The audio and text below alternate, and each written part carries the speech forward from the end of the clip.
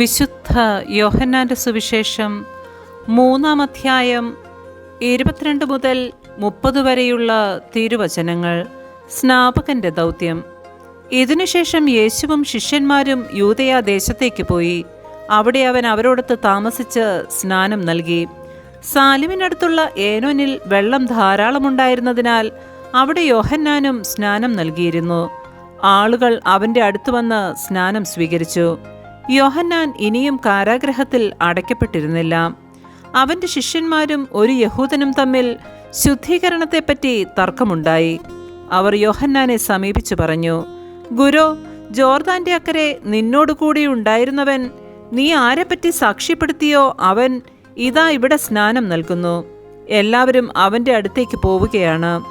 യോഹന്നാൻ പ്രതിവചിച്ചു, സ്വർഗത്തിൽ നിന്ന് നൽകപ്പെടുന്നില്ലെങ്കിൽ ആർക്കും ഒന്നും സ്വീകരിക്കുവാൻ സാധിക്കുകയില്ല.